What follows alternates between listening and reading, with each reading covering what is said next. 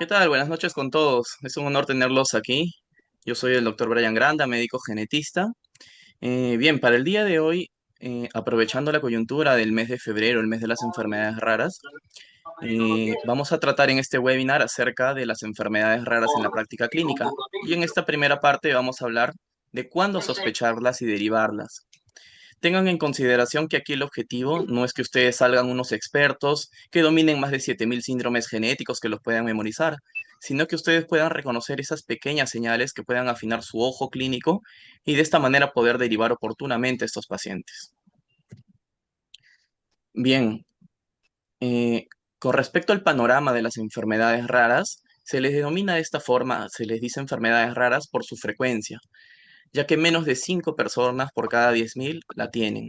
Esto aproximadamente que es uno en 2.000, ¿no?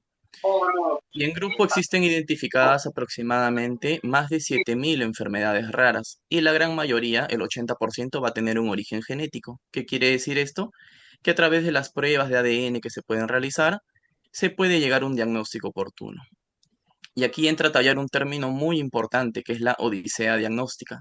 Es el tiempo que demora el paciente en poder llegar a conocer su diagnóstico, a poder saber que está frente a un síndrome genético, una enfermedad rara, que en promedio es de 5 años antes de que puedan conocer su diagnóstico correcto. Y este tiempo tan prolongado muchas veces lleva a las familias a una preocupación muy grande. Bien, aquí existe una paradoja y es que si bien son muy poco frecuentes estas enfermedades, son raras, colectivamente son más de 300 millones de personas a nivel mundial que la tienen, aproximadamente el 7%. Y surge el concepto de cebra. Y es que en la universidad nosotros siempre nos enseñan, si oyes ruidos de cascos, piensa en caballos. Pero hay que tener en cuenta que no todo es caballos, porque también pueden ser cebras. Y hay que saber cuándo sospechar esto. ¿Sí? Bien, entonces, ¿cuándo tienen que ustedes que sospechar una enfermedad rara? Lo más frecuente es que cuando vemos un rasgo dismórfico, es decir, alguna peculiaridad en la carita del paciente, nosotros digamos, acá puede haber un síndrome genético, ¿no? Estoy seguro que la gran mayoría de ustedes ha visto esta película donde aparece este pequeño, esta película que se llama Wonder. Este niño, como pueden ver, tiene microtia, tiene unas fisuras palpebrales descendentes, tiene hipoplasia malar, y este síndrome es conocido como síndrome de Treacher-Collins. Entonces, uno quizás claramente puede diferenciar, ¿no? Este niño tiene algo raro en su carita, voy a mandarlo al genetista. O de repente notan que un paciente tiene estas manchitas café con leche, tiene neurofibromas y dicen, no, acá puede haber una condición genética, no en este caso la neurofibromatosis tipo 1, y lo voy a referir al genetista. Pero tengan en cuenta que no todos los pacientes cursan con una clínica tan llamativa, ya que muchas veces vamos a encontrar que puede haber afectación multisistémica o puede haber una presentación atípica, ¿no? Un paciente que tiene una enfermedad que no es muy común detectarla a su edad. O también puede haber una regresión del desarrollo. Una persona, un paciente que de repente ha estado adquiriendo sus habilidades con normalidad, su control cefálico, control torácico, caminar, y de pronto comienza a perder esas habilidades. Hay que sospechar que podemos estar frente a una enfermedad rara. Como les comentaba, entonces cuando un paciente llega con una clínica muy diversa, ¿no? Como unas lesiones rojizas a nivel de la piel, dolores articulares, dolores a nivel de la región gastrointestinal, una opacidad corneal, hipoacusia, tenemos que estar sospechando que podríamos estar frente a un síndrome genético. Por ejemplo, en este caso, deberíamos sospechar en la enfermedad de Fabry, que se le conoce como la gran imitadora, ya que un médico internista podría ver de repente una alteración en el riñón, un cardiólogo una miocardiopatía, un dermatólogo estas alteraciones en la piel, la sudoración, los dolores, pero sabemos que finalmente todo esto se engloba dentro de este error innato del metabolismo. Ya si extrapolamos estas sospechas para cada especialista, por ejemplo, en pediatría es muy común que encuentren las tallas bajas, pero si ven una talla baja desproporcionada, hay que sospechar que puede haber una causa genética. De igual manera con el retraso del desarrollo psicomotor. En el caso de los neurólogos, cuando se enfrentan a una epilepsia que no responde adecuadamente al tratamiento o una hipotonía neonatal, hay que sospechar que puede haber una causa genética de fondo. De igual manera, el cardiólogo con las miocardiopatías, el oncólogo con familias que tienen muchos antecedentes de cáncer, o el nefrólogo con un paciente que tiene una falla renal precoz, una insuficiencia renal crónica a una edad muy joven, o la presencia de quistes renales, tienen que sospechar que puedes estar frente a un síndrome genético. Y aquí algo clave que hay que resaltar es que si su patología común, relativamente común, que no está respondiendo al tratamiento estándar, tienen que tener en cuenta ustedes que podrían estar frente a una enfermedad rara. ¿Qué herramientas puede usar el médico? En este caso no es usar tecnología de punta para poder llegar al diagnóstico, ya que con una buena anamnesis ustedes pueden aproximarse a esto. Y una de las herramientas que comúnmente usamos es el heredograma, es el árbol genealógico, en la cual nosotros podemos encontrar múltiples casos de una enfermedad que se está repitiendo en cada generación, lo cual nos permite ayudarnos u orientarnos a los patrones de herencia. También nos permite ver o evaluar consanguinidad, es decir, que de repente pueden haber tenido hijos entre familiares y eso aumenta el riesgo de algunas enfermedades recesivas. O también poder evaluar antecedentes relevantes, ¿no? Como son abortos recurrentes, muertes neonatales inexplicables o algunos parientes que tengan síntomas muy parecidos a nuestros pacientes. Todo eso va a ser importantísimo porque nos permite orientarnos hacia un diagnóstico. Además de ello, también existen recursos en línea, como son OMIN, que es una página que contiene todo un catálogo de enfermedades raras, Orphanet, que es en español y que nos puede ayudar también a orientarnos, GenReview, el GARD, que es del Genetic and Rare Diseases. Entonces tenemos recursos en línea que también nos permiten llegar u orientarnos en los diagnósticos. Entonces, doctores, ¿cuándo ustedes tienen que derivar al médico genetista? ¿Qué criterios usan? ¿Ven una anomalía congénita? Derívenlo a genética, ¿no? Si ven una sindactilia, una polidactilia, como ven aquí, derívenlo al médico genetista, porque eso puede ser la primera señal de un síndrome genético.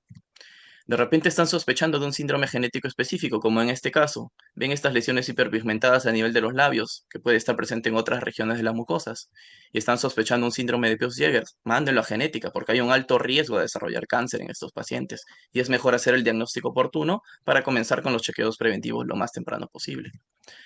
O de repente los pediatras están evaluando a su paciente y notan que no está adquiriendo los hitos del desarrollo para la edad que corresponde, hay un retraso en el desarrollo. O de repente si son mayores hay una discapacidad intelectual, hay autismo, mándenlo a genética porque eso también puede tener un origen genético. De igual manera, si ven un paciente con un tamizaje neonatal positivo, puesto que mucho nos está llegando ahora que ya tienen estudios genéticos que han diagnosticado una condición pero no saben interpretarlos, o ven que hay algunas enfermedades que se repiten en la familia, es importante que lo deriven al médico genetista. ¿Por qué va a ser importante derivarlo oportunamente? Pues porque la familia busca explicaciones, quiere conocer qué está pasando aquí, por qué su hijo ha perdido sus habilidades, por qué se está repitiendo una enfermedad en la familia.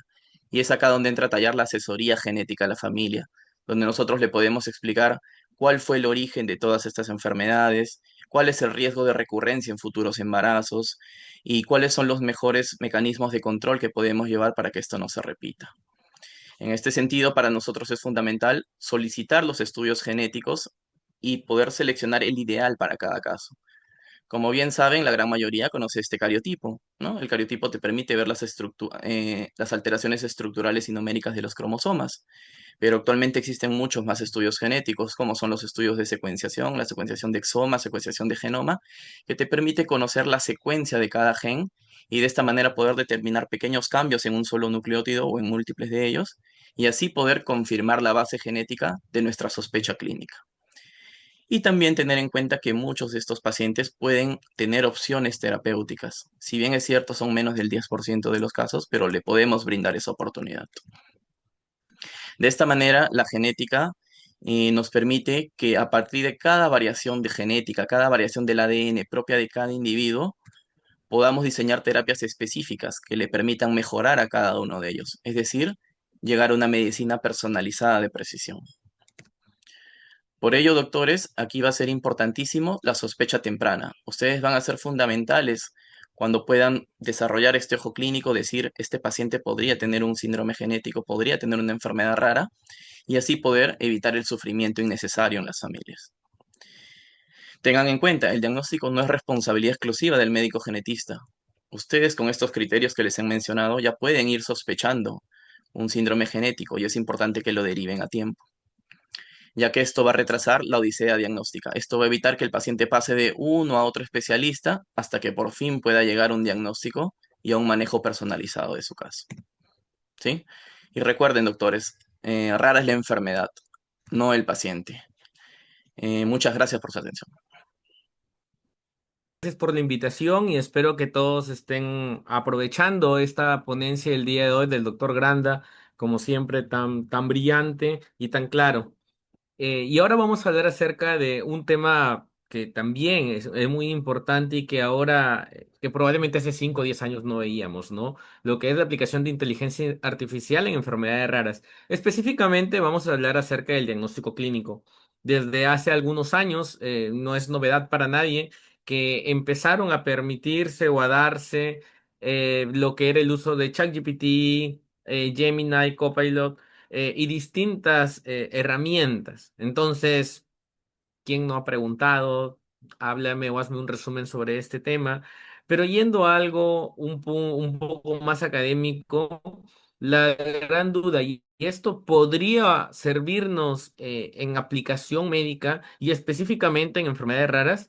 Entonces, vamos a ver algo acerca de los avances y las utilidades que podemos tener. Como lo comentaba ya el doctor Brian que me precedió, doctor Granda, hablaba de que enfermedades raras son muchas, son demasiadas.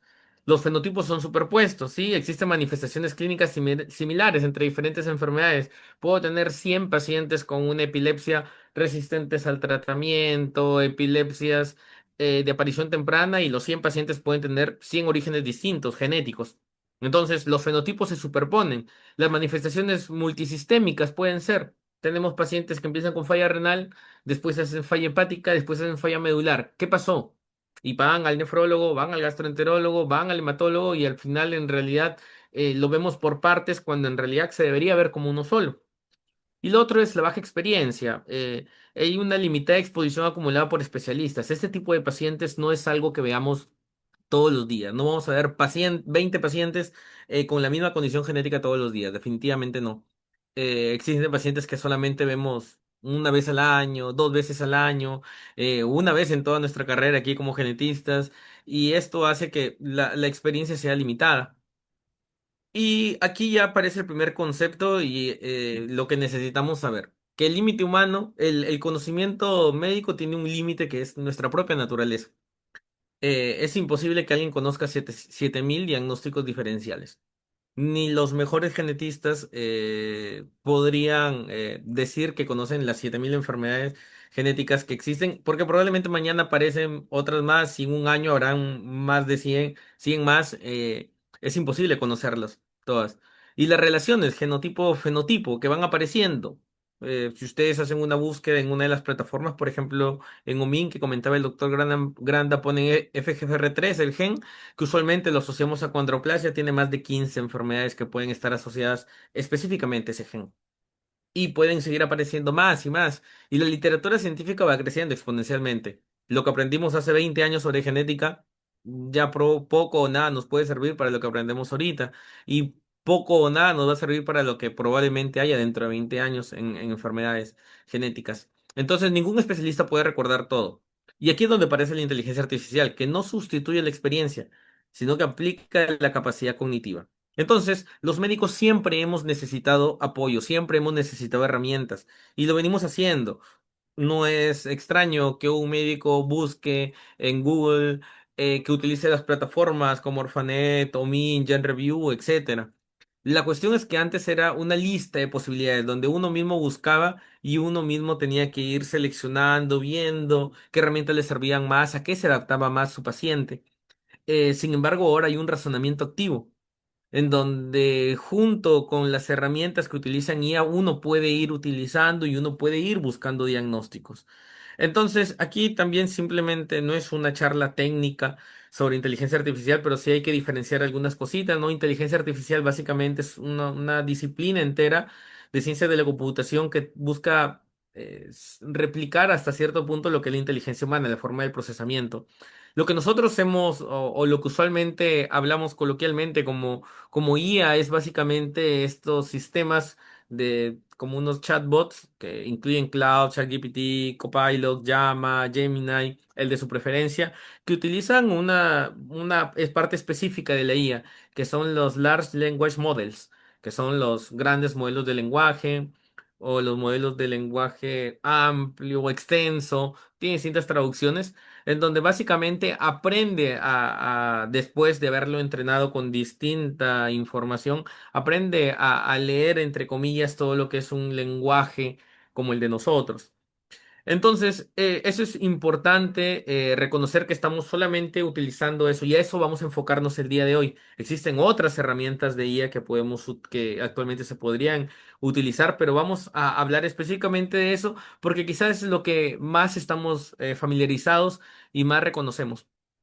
Entonces, ¿para qué nos sirve? ¿Sí? Si uno como punto inicial intentando aplicar IA en esto, lo primero sería abres el buscador de su preferencia, pones ChatGPT, pones, tengo un paciente de 5 años que presenta esto, esto, esto, dame el diagnóstico. Quizás sería la herramienta más directa, pero ¿qué tan bien lo estamos haciendo? ¿Y qué tanto sirve? Entonces, hay tres cosas que necesitamos tener en cuenta, ¿sí? Que esto no nos va a dar un diagnóstico definitivo. Ese es desde el punto uno. Vamos a ir desagregando qué ocurre, limitaciones y todo, pero lo primero que necesitamos entender es que ninguna de estas herramientas nos va a dar un diagnóstico definitivo. Nos puede dar diagnósticos diferenciales, nos puede estructurar el fenotipo clínico, nos puede ayudar a identificar la información faltante. Pero este tipo de sistemas no interpreta pacientes, no ve al paciente, interpreta el texto, interpreta lo que le damos. Entonces, vamos a ir directamente a la evidencia. La idea no es en qué me parece o qué yo creo, sino qué experiencias hay alrededor del mundo. Entonces, ya hay evidencia de cortos reales. En realidad, la mayoría de la información es de los últimos años. Y este es un paper bastante interesante que si tienen la posibilidad después de leerlo en detalle, les va a sorprender bastante, donde utiliza Large Language Models para diagnóstico de enfermedades raras. Es a través de la iniciativa del Diagnosis Disease Network. Esta es una red global que justamente trata pacientes con enfermedades no diagnosticadas, busca el diagnóstico en pacientes que no tienen un diagnóstico, ¿sí?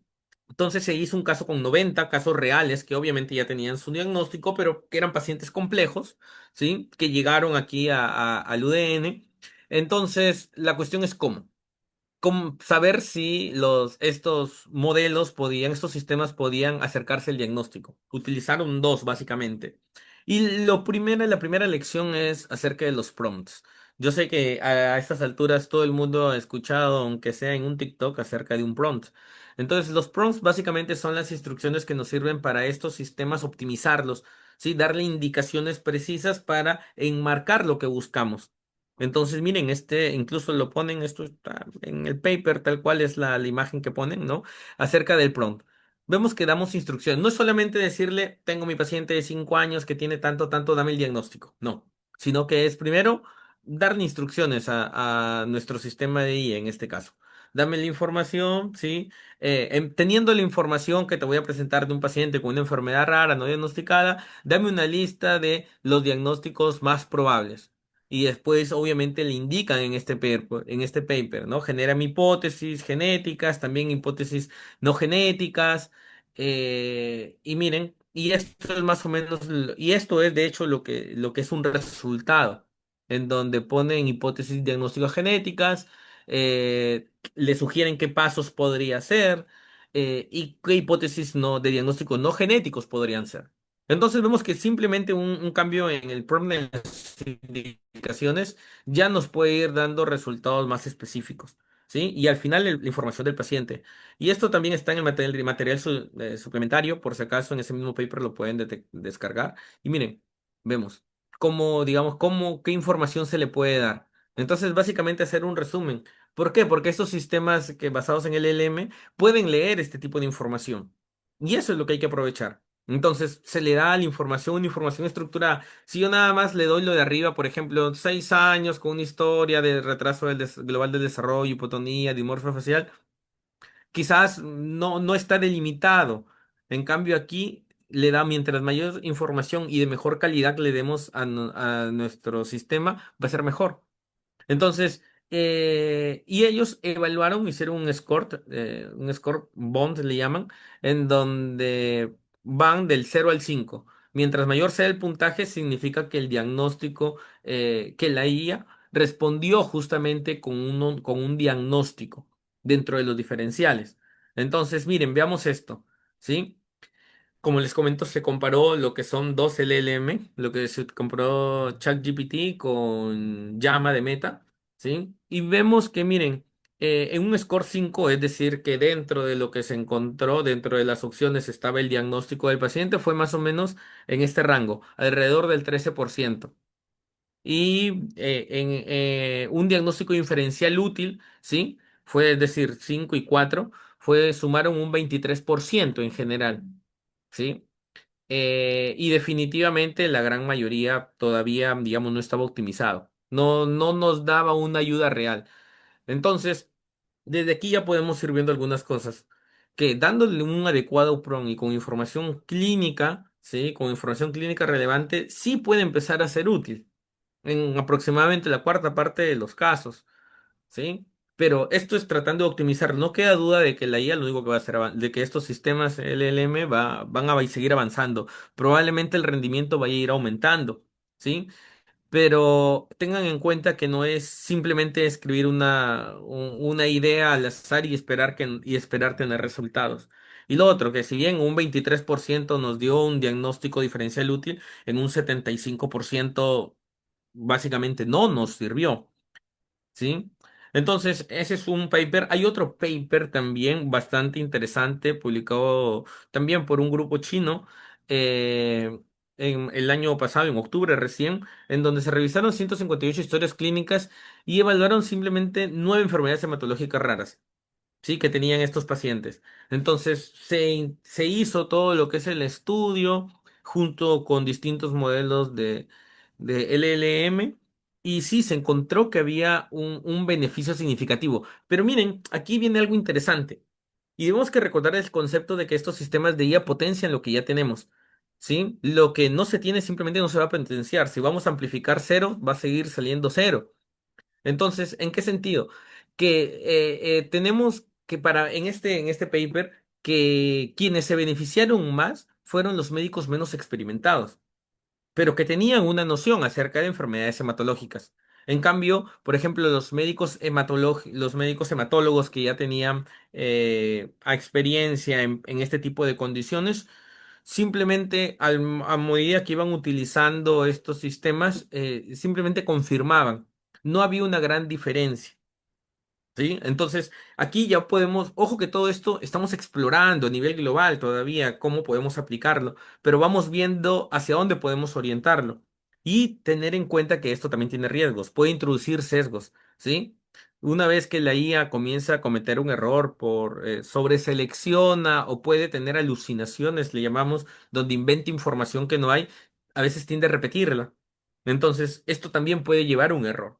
Así que vamos encontrando a pequeños pasos a nivel global algunas áreas en donde podemos ir aprendiendo. Ahora, ¿por qué falla esto el chatbot?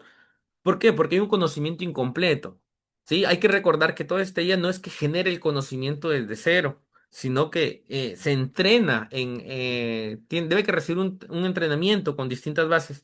Entonces, los casos de enfermedades raras son pocos. Entonces, ¿cómo se va a entrenar? La información es escasa y puede tener alucinaciones, lo que les comentaba, de generación de información no verificada, o puede tener ausencia de verificación. Tiene alguna idea, pero no tiene acceso a esta literatura actualizada, ¿sí? Y además que los fenotipos pueden estar incompletos. Es decir, si nosotros le subimos un fenotipo incompleto, tengo un paciente de 5 años, tiene retraso del desarrollo psicomotor, dame el diagnóstico, ¿qué me puede dar cualquier cosa la IA? Entonces, hay que tener en cuenta que un LLM aislado no fue diseñado como sistema diagnóstico médico. Entonces, ¿qué pasa aquí? Y aquí ya es ir a otra cosa mucho más avanzada. Si esta ponencia lo hubiera hecho hace un mes, aquí ya hubiera terminado. Pero ha salido un paper hace algunas semanas excelente en Nature, en donde habla ya de sistemas agénticos. ¿Qué es esto? Ahorita nosotros utilizamos lo que es el LLM como una persona, como un usuario adicional que nos va brindando todo. Pero en los sistemas agénticos hace que la IA, que estos sistemas funcionen como distintos agentes que están trabajando por sí solo. Entonces, un grupo obviamente ya lo hizo, lo está aplicando para enfermedades raras y el paper salió publicado en Nature, como les comentaba hace un par de semanas. Entonces, básicamente, ¿qué hacen? Extrae y estructura las manifestaciones clínicas del fenotipo, hace una búsqueda activa, pero miren, hace una autorrevisión y hace verificación de referencias, que muchas veces no hace. Entonces aquí tenemos, esto es DeepRare, es justamente, miren, ha sido publicado, pueden, aquí está el nombre, búsquenlo, súper interesante, está de acceso libre. Miren, nosotros le podemos poner la descripción clínica, lo que es los términos HPO e incluso resultados genéticos. Y esto aquí viene la maravilla, ¿no? Los sistemas agénticos, donde tenemos un central host que básicamente es como un organizador. Va organizando, va orquestando todo y va a ser el que toma decisiones. Después tiene lo que es los agent servers que tienen 40 herramientas distintas. Se conecta a lo que es extractores de fenotipo, a lo que es búsqueda de casos, a lo que es el analizador de fenotipos, analizador de genotipos. Entonces todos funcionan en conjunto. El Central Host selecciona, va organizando qué herramientas voy a utilizar que están en el agent servers. Entonces ahí empiezo a utilizar esas herramientas y después se consulta, ¿sí? Un external data source, en donde se va consultando con webs, en literatura, con guías, entonces empieza a hacer todo esto. Y después te da lo que son una posibilidad, una lista de diagnóstico. Y no solamente eso, sino que te dice por qué. Sí, y miren, aquí por ejemplo empieza Orphanet o Min empieza a citarse, empieza a citar todo y te da la evidencia de por qué. Algo que no suele darte, lo que son si uno pregunta directamente. Y además las referencias que te suele dar. Entonces vemos que es un sistema bastante robusto. Ahora, en el papel funciona, ¿no? Pero, ¿qué tal, qué resultados nos dieron? Y esto es totalmente diferente, ¿sí? Miren, aquí tenemos lo que ellos hacen es una medición con recall. ¿Qué significa recall? Es decir, recall uno, recall 3 y recall 5. En el recall uno es la primera opción diagnóstica que te da, ¿qué precisión tiene? El Recall 3 en las tres primeras, ¿qué precisión tiene? Si ahí está el diagnóstico entre las tres primeras. Y Recall 5 si entre las cinco primeras está. Entonces compararon un modelo de DeepSeek, que también es un sistema LLM, ¿no? Lo que es un médico, ¿sí? Que podía utilizar las herramientas, que podía utilizar cualquier herramienta, un médico con acceso a lo que era distintas herramientas y lo que era Deep Brain, es decir, este modelo sistema géntico. Entonces, miren, nos damos cuenta que los diagnósticos, ¿sí? Por ejemplo, aquí si utilizo directamente el otro sistema de IA, un 50%, el médico un 54,6%.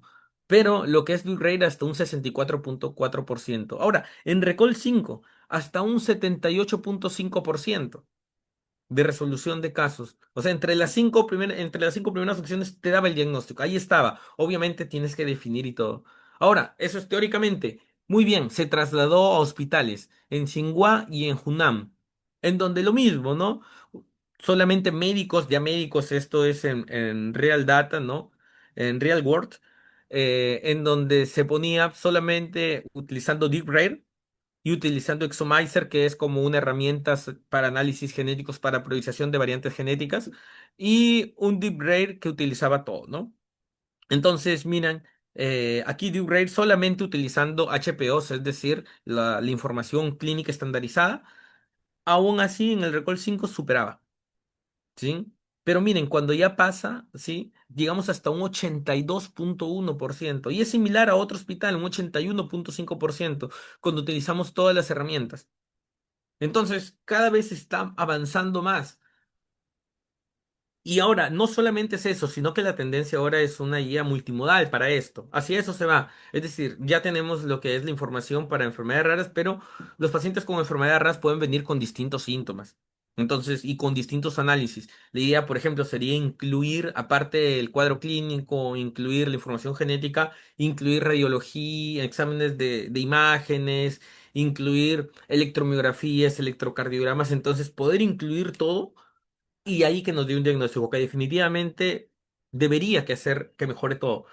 Ahora, esto, digamos, todavía se está avanzando, pero se va por un buen camino. Ahora, la IA, entonces, ¿para qué existimos los médicos genetistas o ya que hago estudiando medicina?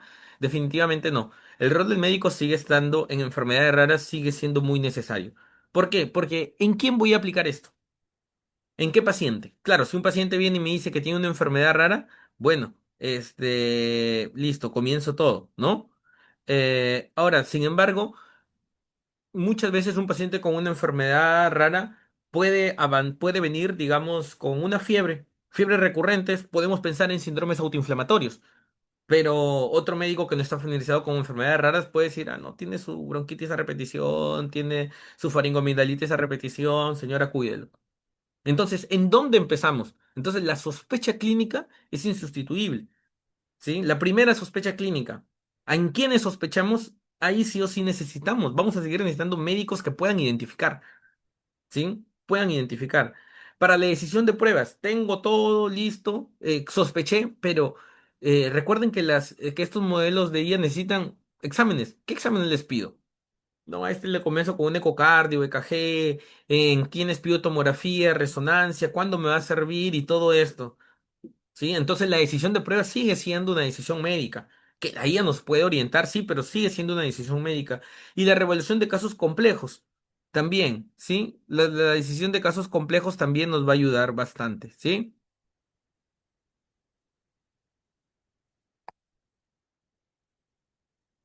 Ahora, ¿cómo usar lo que es? A ver, denme un momento.